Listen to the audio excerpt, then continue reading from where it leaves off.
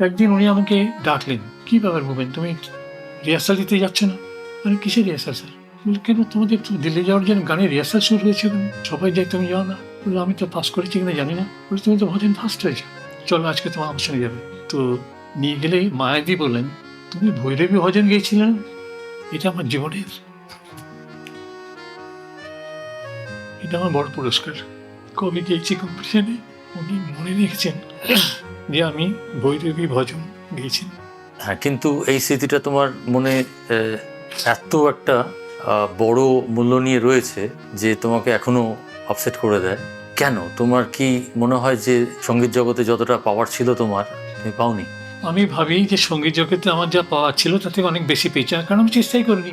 আর চেষ্টা না করতে যা জুটেছে সেটা অনেক অনেক, এটা তো পাওয়া উচিতই হয়নি আমার। নাহলে তখন তো আমি কলকাতায় এখানে ওখানে গান গাইছি। আর আমাকে সাহায্য করছেন কারা?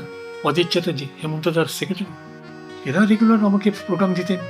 হ্যাঁ হ্যাঁ, বঙ্গ সংস্কৃতি সম্মেলনে গিয়েছিলাম, লোকগীতি গিয়েছিলাম।